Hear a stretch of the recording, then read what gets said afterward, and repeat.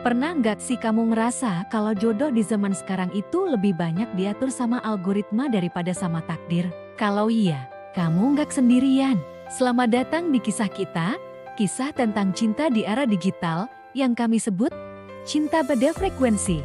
Ini cerita tentang sepasang manusia. Sebut saja mereka Ardi dan Rara.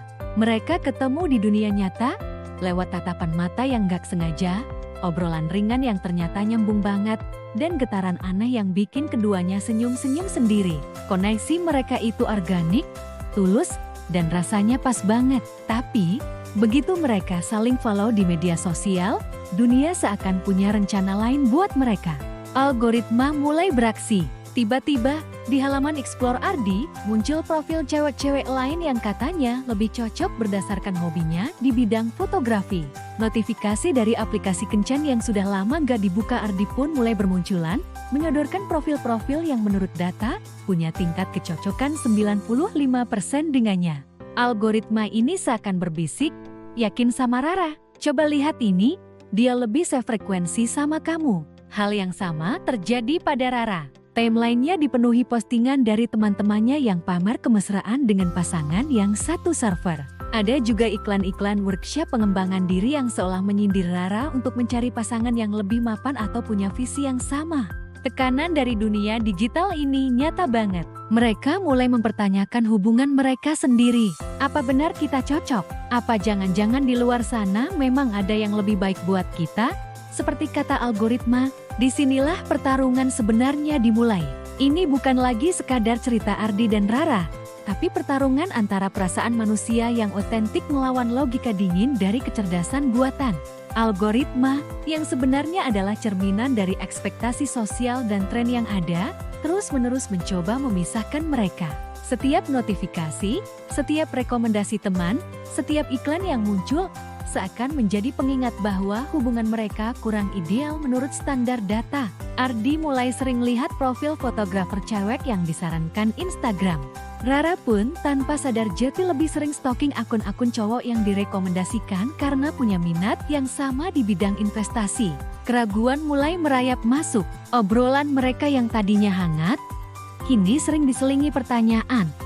Kamu tadi nge-like foto siapa? Atau kenapa algoritma aku isinya cowok-cowok kayak gini? Ya, dunia digital yang seharusnya mendekatkan, justru menciptakan jarak di antara mereka. Mereka sadar, mereka sedang berada di persimpangan jalan. Mereka bisa saja menyerah, mengikuti saran algoritma, dan mencoba mencari pasangan sempurna yang sudah dikurasi oleh data. Mungkin lebih mudah, mungkin lebih cepat, tapi apakah itu yang mereka inginkan? Mereka teringat kembali momen pertama kali bertemu.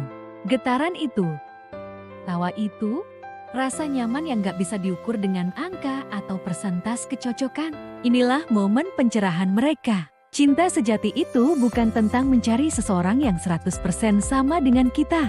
Bukan tentang mencocokkan hobi, selera musik, atau film favorit. Cinta sejati adalah tentang menemukan seseorang yang frekuensinya berbeda, tapi entah kenapa, bisa menciptakan harmoni yang indah saat disatukan. Ini tentang kemauan untuk belajar, beradaptasi, dan bertumbuh bersama. Ardi dan Rara memutuskan untuk melawan. Mereka enggak menghapus media sosial mereka, tapi mereka mengubah cara pandangnya.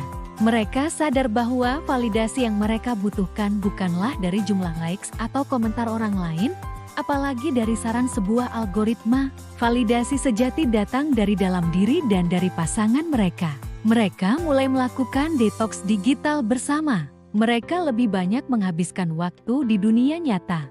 Jalan-jalan tanpa posting, makan malam tanpa update story, dan mengobrol dari hati ke hati tanpa gangguan notifikasi. Mereka menemukan kembali keajaiban dari koneksi manusia yang asli.